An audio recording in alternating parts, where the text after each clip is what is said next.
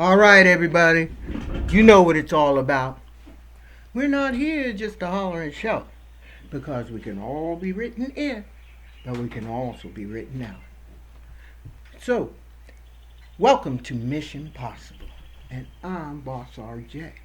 And I'm resurrecting and coming to you because you're disturbing my peace. So I have to tell you what's really going on. And that's what this show is all about. But first, one of the first things I want you to know is that I'm a songwriter. And then for these times that we are living in now, never has it been. And I've been waiting for somebody to come in and put a stop. Put a stop. If you all don't know why this is so crazy, this has nothing to do with you. It has everything to do with them. And by the time this is all, if we can finite, you need to understand something. I'm not going to call anybody any names. You will. But this song is for you, POTUS. They say if you can't respect a man, respect the position that he holds.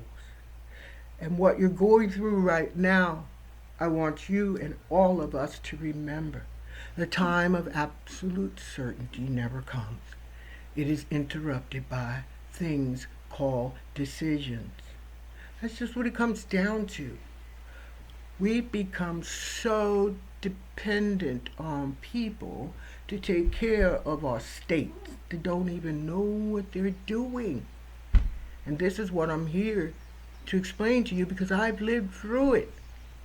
I am a survivor of a pandemic, a level 6 pandemic. Back in 2009. That's when we got Obama. And let me tell you, I'm not going to say anything about Obama that I will tell you it's a theory and it's a conspiracy.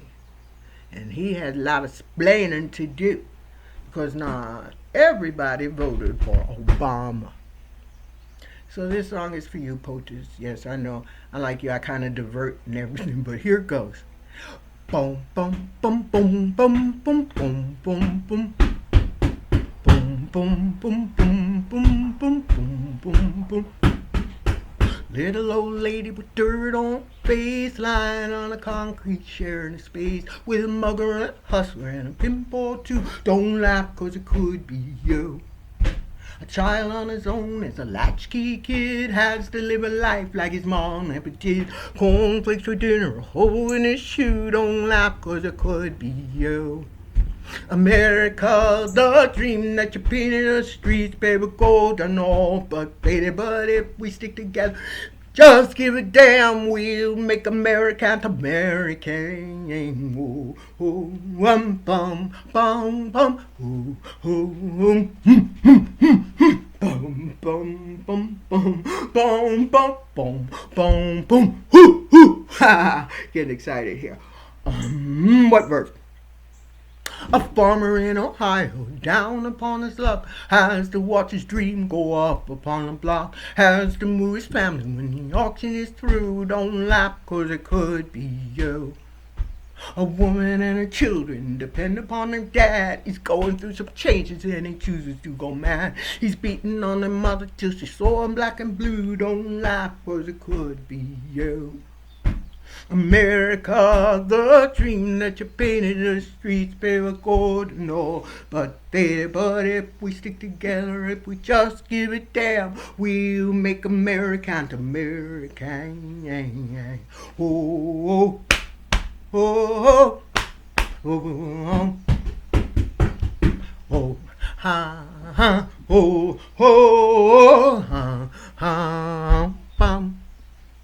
How many children depend upon... Oh, I did that one. A woman in her 40s survives a divorce, wants to learn a trade but can't afford a course. Her rent needs paying and utilities due. Don't laugh, 'cause it could be you. A man on the job for a number of years, finally falling victim to what everyone fears. Handed down a pink slip, told he was through. Don't laugh, 'cause it could be you.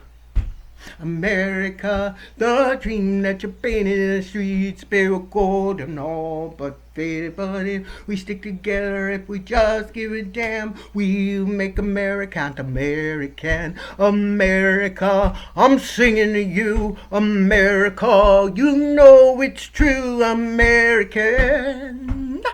That dream that you painted on all but faded but America. And let's be the great motivators of America.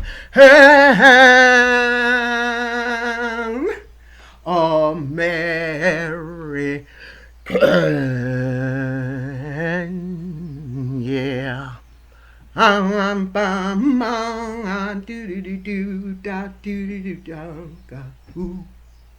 Yeah, 1991. 1991.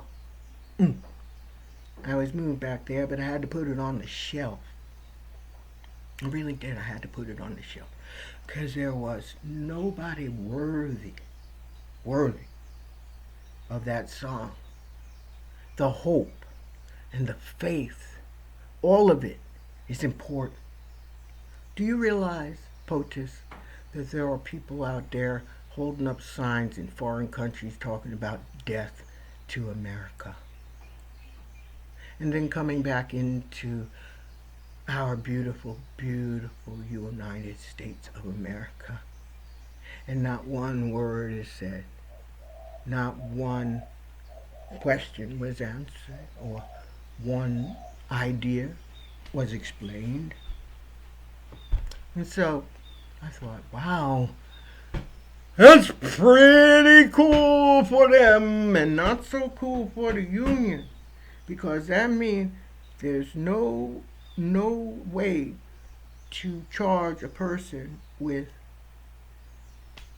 treason or sedition, or downright just being disrespectful for the place, the country in which they live. But I'm going to explain that to you as to where they get that attitude.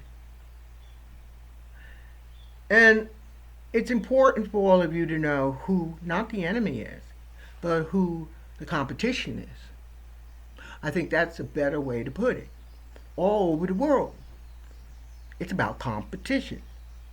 And when there are no wars, everybody kind of kicks back and they do whatever they do. But here comes my POTUS. Say, we got to change this, and we got to change it quickly. And what I saw my POTUS do is what I do. And I learned the job. And like I said, I'm a survivor of a level 6 pandemic. Where was I while this was all happening? You have to understand this. They had vaccines for this virus that they said we had that was killing all these people. It came up from Mexico into Texas and then on to New York. And here in Hawaii as they say, it makes my head shake. In the level 6, they wanted to stick us all. And they said they had the power to do it. And then they started pointing at the law, or the act, or whatever it is they stood on. And they said, oh, because of X, Y, and Z, we can do this. And I said, oh, no. And my boss was 100% Hawaiian. Her name was Emily Naole. And that's a whole other story of what we was doing on the night we had our victory back in 2008. And so there's lots of things I'd like to tell you. Like, I'm the niece of Karen Farrakhan. I left home. Well, I didn't have a home because Mama threw me out because she just couldn't understand how her beautiful, beautiful, beautiful daughter that she picked up in 1956 was not performing to acceptable behavior that she, what do you say, expected of me. Mm-mm. And so when I asked to come home, and it was winter too. I mean, it was cold. And I walked up because I knew I couldn't come through the kitchen. She wouldn't answer that. Mama, mommy. I don't know where, I can't remember what I call her now. Mommy, mama, whatever. I said, they're chasing me. Can I come in? She said, no. I said, Mama, it's cold out here. No. I said, Mama, go and get Daddy. And he said, your daddy's sleeping. And so she said, I said, so I'm the kind of person that when you flip on me like that and you don't recognize me and it's cold outside and you want to tell me I'm not behaving to you and that your daddy is asleep, I turned around and I said to her, well, this is the last time you will ever see me. And I said, I mean it. And then I took my little bag and I walked down those 3 steps and I never, ever, ever looked back. But I was looking at the present and I was watching how all of the people that I knew back then had come, to whatever it is, their destiny. And it's a flip thing and a wonderful thing to do to discuss your life if you had one. And that's hard to do, POTUS. It's really hard to do. And you made it more easy. But I'm telling you, you're up against an enemy from within. A cancer from within. And I'm going to put a name to it. When I left New Jersey, I said bon voyage from Newark, New Jersey. I was down in Lincoln Park. I was looking at the old Essex Hotel, which they were knocking down, and we went and got the dishes from and brought them over to the therapeutic community in which I resided, only because there was no place to go back to. But then, like everything, that's another story. Integrity House, Lincoln Park, New Jersey, New York, Harlem Confrontation, see you later, alligator, working my way over and then down, ending up in where? St. Petersburg, Florida, where I say, and a lot of people say, it's another place where old people go to die. And that is not a cruel thing to say, that's a fact. And I worked at the Howard Johnson. Whoa, that's another story, POTUS. And you can see that on my DVD. But I want to just tell you this, who the enemy is. Okay? So y'all can point your finger and not be worried about being called any of those things. You see. But first, I want to tell you something. We're up against a very vicious group of people. They call themselves a nation. That's right. The Nation of Islam. Now, when an American that don't know anything, when you hear that, you think you talk about the Middle East. No. You think you're talking about Muslims? No. What you talking about then, RJ? I'm talking about the Nation of Islam, which resides in Chicago and other places in New Jersey. And they came together at the Lincoln Memorial and they had a 1,000,000-man march. Black men were invited, although I'm sure some women went too, but it's a very, very incredible and fascist way to march on Washington. So in my own head, I said, oh, they got something else going on. They may be standing in the front of the Lincoln Memorial and filling it up with all of them, as if they were having victory over whatever that they thought was the enemy. Now, you can go back a long way with the Nation of Islam, go all the way back to the guy that was wearing the funny cap, all these things across his chest. And it came up. 68, they had a little argument, Malcolm X and all of those. They cleared out RFK.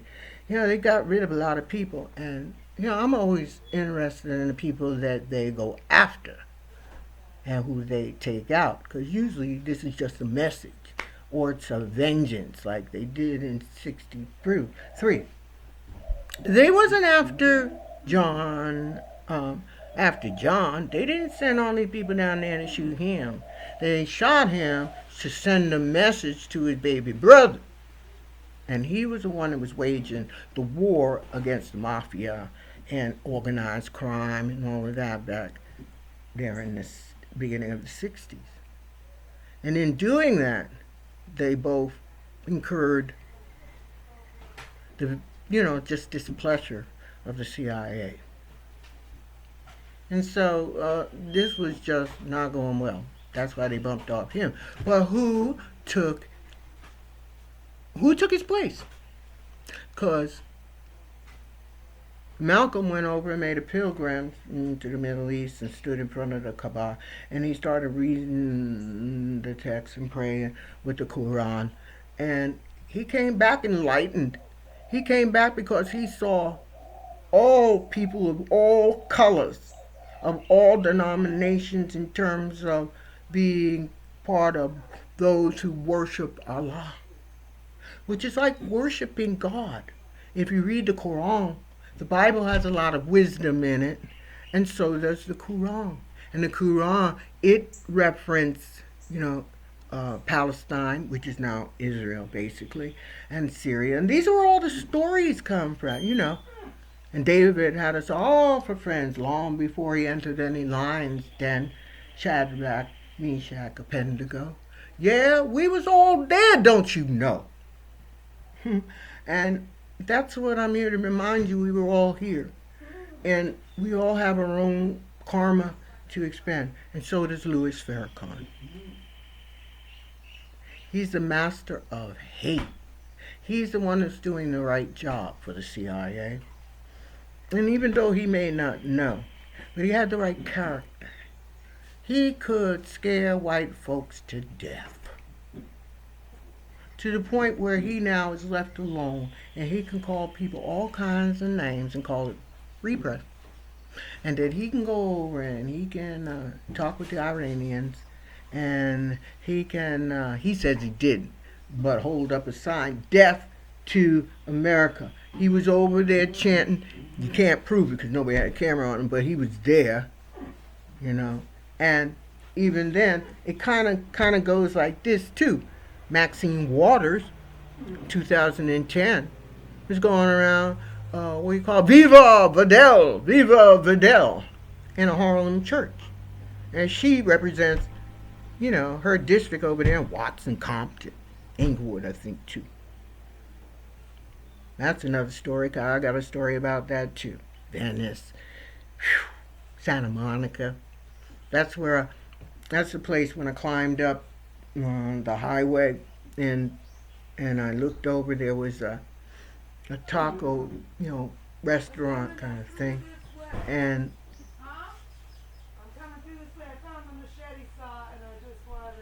that's my neighbor. They doing some gardening. Because this is what I want to tell you. There's so many things you could be doing, and they won't let you do them. And there's so much that you could do that you want to do. And this is how I came down to this 2020. And I'm hoping that you all have, because me and POTUS have, new, clear vision to play on words. I'm good at that. But I just want to tell you something. I'm not afraid to tell you who these people are. Al Sharpton, Jesse Jackson. Let's see, who else we got? Who else I got up there on the block? Anyhow, I'll take you there. I can't talk forever. It's 20 minutes already. Ain't nobody going to listen to me forever. But when I have a thought, Put it on. You know, I had a cable access show called Mission Possible back in '90s. I mean, the early '90s. I can appreciate what Limbaugh was going through, and I just want my Rush to know that I apologize for having never listened to you because I had things to say too, and people have not really convinced me, but it they told me you were a waste of time, and the one thing that R.J. Hampton doesn't want to waste is time.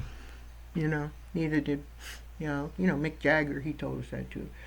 Time, it's on my side. Well, it's on mine too. And you got the right man in the seat. And the last thing I'm gonna say, even if I said I was gonna say everything, because I'm kind of like Oscar Levant. Yeah, he needed a June. I got a June, but she's out in the front street doing some gardening and landscaping while we're on lockdown.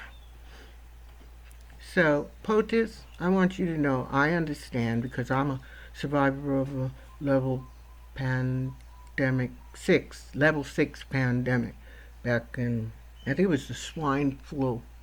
hmm And they had vaccines all ready to go, and they wanted to stick us all in. So now it's like, I was in government, and I really care about my people. So I said, where do they get the power to do such a thing? They have to have somebody's permission, and that permission doesn't come from the president. That permission comes from the governor. Okay, plain and simple, comes from the governor.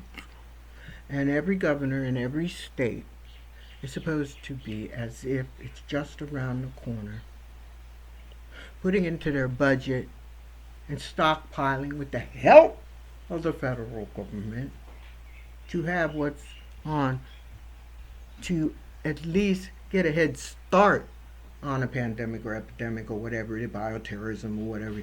So they, in October 23rd, 2001, that was like a month or so after September 11th.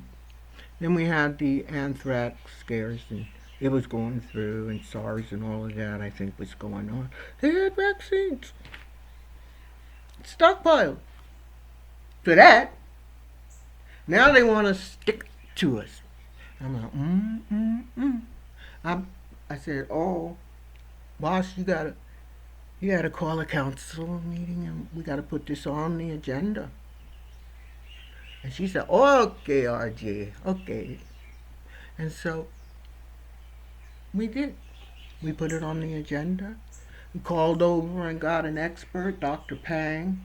He's so expert and so got so many things I can't even. But maybe I'll have him on the show so you can see how people should behave as they're trying to overcome or get ahead of something that might be, bothering us, taking us down. Got to be like, and that's not the president's job. I'm gonna tell you all that. When this whole thing started, he said we got to cut down the airports. We just got to get at the port, the vectors where they are, and the sea. He has control over the air. He has control over the sea. He does not have power over governors and who run states. It's just plain simple government. And when you look at the act, they tell the governors what they can do. And then you look at the acts that they amended in the act, which is the mobile. Model State Emergency Act? Oh, yeah. See, that's my June. The model, what was that again? Model State Emergency Act. The Model State Emergency Act. Thank you. So y'all get on your and then you can look at, your state. I don't know, you'll find it. Just there is every governor has a plan for dealing with bioterrorism, level 6, whatever, pandemics, epidemics, a common cold. they do. And immediately, because they say that my president, he shut down the airports. Yeah, he did, because he has power over that. And as much as you want to argue with him, there's nothing you can do about it. He has power there. But what he doesn't know, because he knows this, there's very little things that he has power over when it comes to the states. And what do they have? The National Guard. Now, who is over the National Guard? The governor! It's a state. There's a state. Everything's set up. Just because it didn't spend the money where it should have been spent doesn't erase the fact that a document exists that you can go and you can read about, and while you're all hollering about, you can't do that, you can't do that, you can't do this, we can't have that. Well, they can. And that's what my president knows. They can. And he wants us all to survive. But that doesn't work in viruses and, poisonings and other things that people want to do to you. They could put something in the Coca-Cola. They could put something in your favorite McDonald's chicken McNugget. And you would know. You would know. Because you trust the fast food. And maybe, just maybe, you'll find out what you can eat is what you should eat. And I'm not saying anything bad. I'm just saying you got to think about these things. You can eat the chicken McNuggets, but then there's another thing you can do. You don't have to. You say, I got to get me some new glasses. I like the thick ones with the rods. Maybe one day I'll have them. Anyhow, I hope you're enjoying this, because I am. And this is how my television... I'm gonna try and get a couple of my old radio shows and put them on this thing. And when you have time, you ain't doing nothing, you can go back to the night that that candidate Obama won the election. And I was on the radio for 2 hours with Don Nickolaw. He had a show called Evident Footprints. And what he did with, and what I deal with, is which hole you have to see them jumping into and then back, and you're going to come up with some very scared individuals. Because they're being found out. And that's terrible for them, because their name is all they think they have to gain anything they want. You know what I'm saying? And now today, everything is easy to get. Security? They're not thinking about our security. One of the things I believe, POTUS, that you need, and what I hope that you get when you are, you just go ahead and do it. Just get rid of the head of all of these things right away. Snatch it from them. Like they wanted to snatch. All of this couldn't happen without intelligence. All of this could not happen without somebody conspiring. And conspiracy is a whole nother. You gotta define. I gotta slow y'all down. You gotta just calm down. Don't let Maxine and all this stuff about Biden and the four, and whether you're on the right or the left, just look at how these people behave. If they wasn't in politics, if they didn't have something they could give you, you probably wouldn't have them to a dog fight. They were forced upon you. This is what I want to say. The Nation of Islam was forced on you. And now it is Nation of Islam and the United States of America.